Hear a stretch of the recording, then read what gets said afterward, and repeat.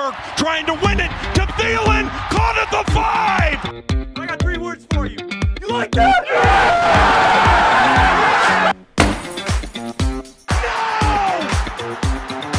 No!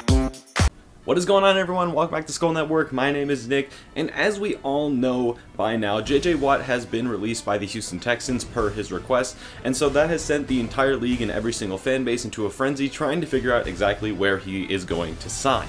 I'm making this video to address the Minnesota Vikings fans out there because as soon as he was released, just like every other player getting released, every Vikings fan always wants to get the new free agent in town. And I am here to explain why I don't like the idea of the Vikings going and getting someone like JJ Watt. Now, one thing is for sure, JJ Watt is one of the most deserving players of a Super Bowl ring in the league. I mean, the guy was the best defensive player in the league from 2012 to 2015 without any arguments at all. But the issue with that is, since then, he has not produced as much as he used to. In the last 5 years, JJ Watt has played more than 8 games twice. And in that same span, JJ Watt has put up more than 5 sacks only 1 time. Now, obviously, there's a lot more with defensive ends than just sacks. There's QB pressures, there's passes batted, and if you look at JJ Watt's stats since 2011, he ranks first or second or, top 3, whatever, in almost every defensive stat that you can think of that matters for a defensive end. But the important thing here is that the Vikings are already in a little bit of a bind in terms of cap space, and we all know this.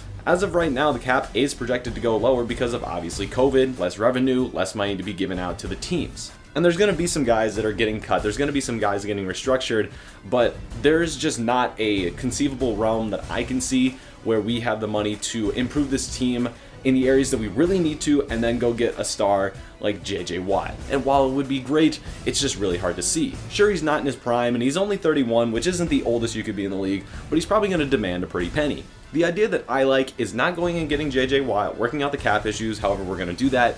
And if you aren't going to go offensive line with the 14th pick in the draft, go and get a guy like Gregory Rousseau or even a Kwity Paye. One of those guys will probably be available at that pick, and Lord knows that they're going to produce pretty well in the NFL, more than likely.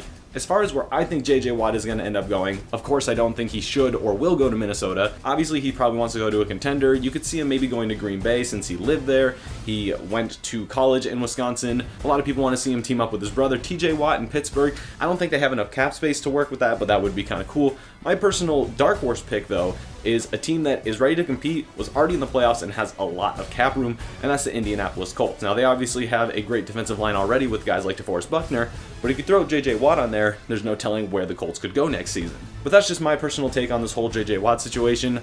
Fellow Vikings fans, yes, it sounds great in retrospect, but let's face it, it probably won't happen, and it probably shouldn't happen. Let me know your guys' thoughts on this issue down in the comments below, and if you're new to the channel, make sure you hit the subscribe button down below, and if you like this video, make sure you give it a like. If you guys want to share this video as well, you can do so wherever, with whoever. If it's cracked here on the corner, that's your guys' best option.